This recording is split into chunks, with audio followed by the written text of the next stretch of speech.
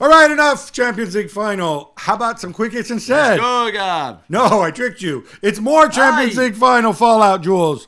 After their 15th European Cup, is it true that Kylian Mbappe has signed and will be announced imminently? And a sign of this, perhaps, not included in France's squad for the Olympics. Supposedly, this was one of the big sticking points. Yeah, which we kind of knew Real Madrid would not allow him to go to the Olympics, which is a shame, but you have to respect your employer's decision. Do you? I think so. So if you're Mbappe, could you not say, hey, I'm a free agent. As of June 30th, I don't have an employer. I'm going to go to the Olympic team. No. I'm actually being serious. You can't play in the Olympics without a club. You can't. For insurance reason, you cannot play without a club. Okay, I think he's rich enough that he can pay his own insurance for 1 month. Gab, come on, let's go. Let's be serious here. You can't go to the Olympics without a club. You can't do that. If you're Mbappe, you can't say to Real Madrid, wait until 11th of August before I sign for you. It just can't happen. But it would have been nice for them to allow him to go. I can understand why him, Camavinga, Tchouaméni. I can understand why Arsenal didn't let William Saliba go. I can understand why Matistel might not be allowed to go because Saliba's going to play such a huge role for France at the Euros. Well, we don't know that. That's the thing. But you have to make a decision now. That's the only problem. And for Kylian, by the time you listen to the show or watch the show, it might have been announced already, the 5-year contract for a lot of money, the highest earner in the history of Real Madrid. Okay, you stop being disrespectful to Cristiano, but... well, I think it's even more money than Cristiano. But that's only because of inflation. But why don't they announce this later in the week? At the Champions League final, sink in, more celebrations. I thought it would be the case. I was always told that would be the case. If they lost the Champions League final, they would announce very quickly. If they win, they'll let a bit more time. And to be fair, in Spain, they think it's more likely to be around Wednesday, Thursday. We were told it's Monday likely, maybe Tuesday morning. We will have to see, but it's going to be this week anyway. And I think he's very excited to watch the final at Clairefontaine with some of his mates. Very excited. And he bought Gareth Bale's house in Madrid, in La Finca neighborhood. Yeah. Does he like his golf? No.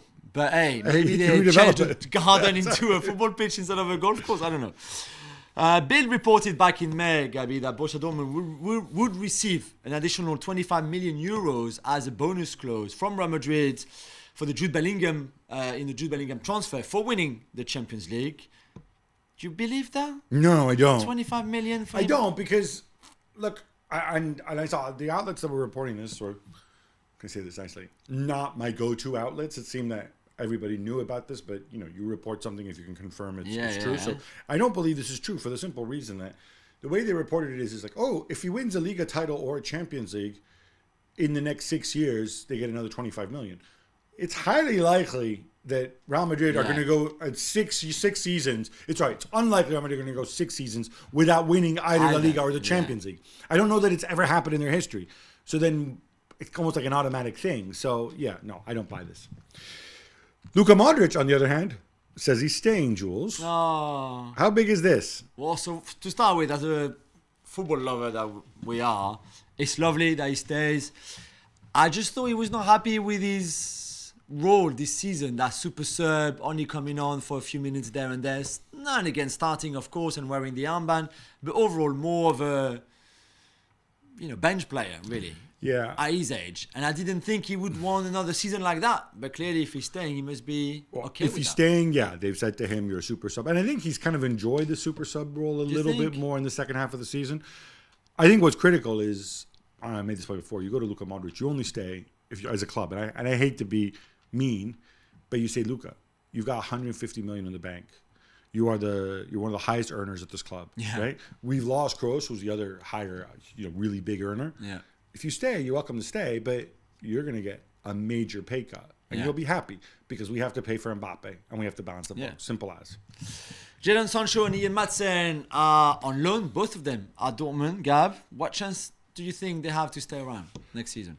Okay, well, if I were mean, I would point out that, Madsen's performance in the second half of that Champions League final probably made sure that nobody else is going to come in for him now.